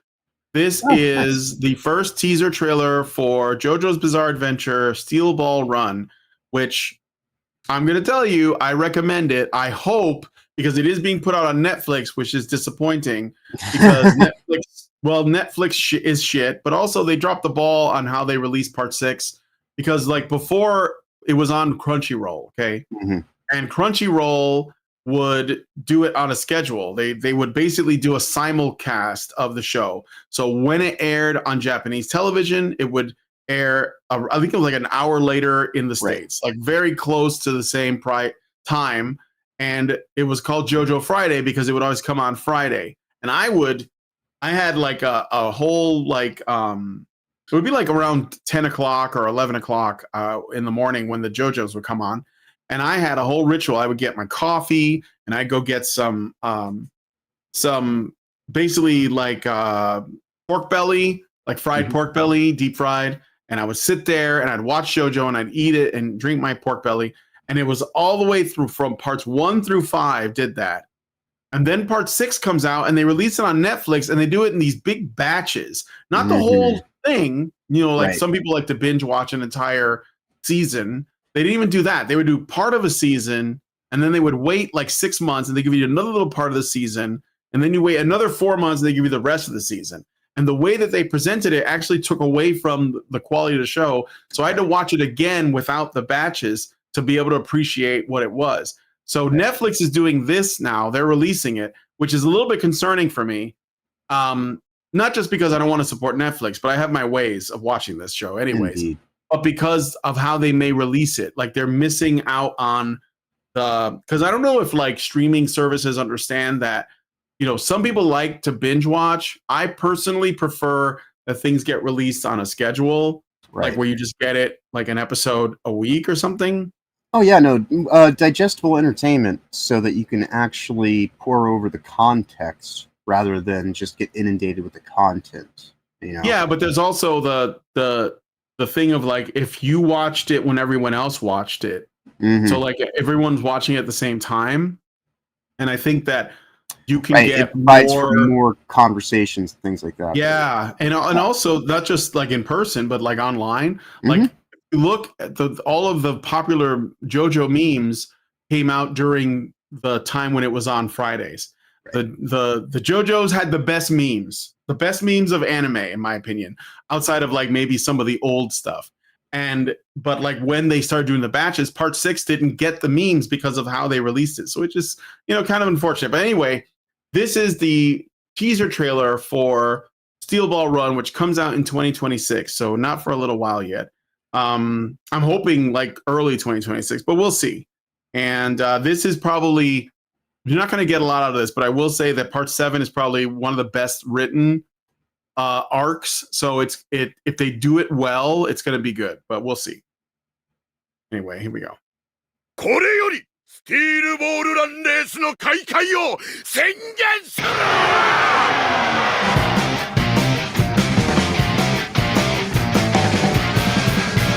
絶対に突き止めてやる。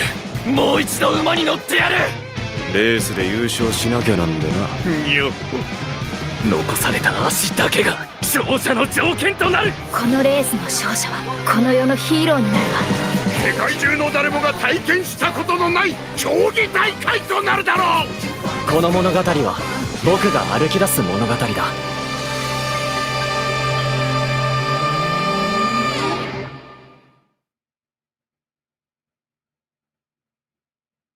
All right.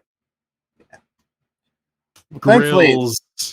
it looks like I say. Thankfully, it looks like it is going to retain its actual sensibilities because it's not Netflix in charge of the production. They're just working more as like a distributor. Mm-hmm. It's like so, yeah. Yeah. Oh no, Netflix isn't involved with making it, but they are. Yeah, they're basically distributing it. So that's my only concern is that it shouldn't be. Shouldn't affect the artistic. Yeah, sensibilities. And some of the voice actors have changed, like a couple of them. But it's fine. Like I'll just adapt to it. That I was expecting that, but I was hoping it wouldn't be the case. Right. But anyway. So that's JoJo's Bizarre Adventure Steel Ball Run. I'm not wearing that. I'm wearing a Pillar Men shirt, but I do have a Steel Ball Run shirt that I made.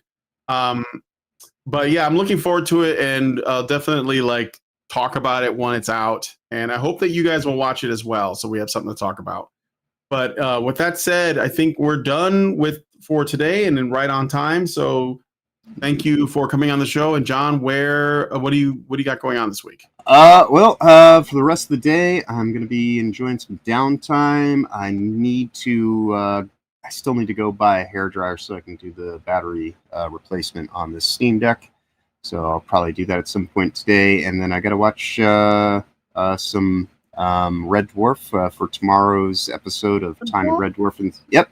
We're reviewing episodes 5 and 6 of season 4 tomorrow over on Will of Fans channel for what I affectionately call Time in Red Dwarf in Space. Since we used to cover Doctor Who, I came up with TARDIS as the name of what we do now. That will be at 9 a.m. Eastern in the morning. You can always find me there throughout the week on Sundays, Tuesdays, and Thursdays. And then we've also been doing some impromptu Jackbox game streams on the other days of the week or whenever we hit 50 subs during the week. That just kind of is, all right, let's pull this thing over and do a game stream.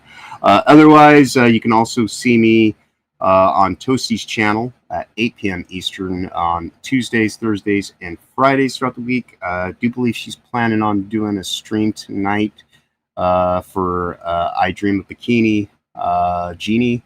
And so I might go join her doing that because we didn't do last night's stream. So I might make it up and just go hang out with her for a little bit. But otherwise, the scheduled days are Tuesdays, Thursdays, and Fridays at 8 p.m. Eastern. But you can always find me here, too, on the weekends here on Honey Badger Arcade for the Weekend Culture at this time. And thank you, everybody. We had really, really good turnout here over on the Rumble side throughout the show. I think we had close to 20 people at one point in time, and we've been well over 10 throughout the mainstay of the show. So yeah. Love to see that. So thank you, everybody. Regardless what platform you joined us on for the last 2 hours, we do greatly appreciate it. And if you enjoy what we do here, please do share out links to the stream whenever possible so we can hopefully get Brian more viable to leave the YouTube side behind. With that said, though, I always appreciate the conversations you and I have on the weekends. Really love doing this. This is one of the highlights of the week for all the things that I do as far as streaming. With that said, safe travels ahead. Y'all have a wonderful weekend going forward. Of course, be awesome as always. All right. Well, guys, thank you so much for coming on the show. If you guys like this video, please hit like, subscribe if you're not already subscribed, hit the bell for notifications, leave us a comment, let us know what you guys think about what we discussed on the show today. And please, please, please share this video because sharing is caring. Thank you all once again so much for coming on today's episode of The Week in Culture. And we will talk to you all in the next one. Long live Vivian. With the glass ceiling broken, all the oppressed groups shall prosper, especially the most oppressed group of all, gamers. I want people in the industry to be a little bit louder about people being mean to other people. And maybe say it's not a good thing. Yeah. Maybe say we don't want you around if you're going to be a cunt. Yeah. And hateful. And that the games industry is diverse naturally. Not because anyone's making them be diverse. Because the world is diverse, you stupid motherfucker. And if you have a problem with that, come fight me. Physically. Bitch. Has anyone taken you up on that yet? No, because they're all pussies. Yep. Down here, salt is a way of life. Obviously, the environment down here is all salt. The ceiling's salt, the floor is salt, the walls are salt, and to an extent, the air is salt. and you breathe that in and you can constantly taste the salt.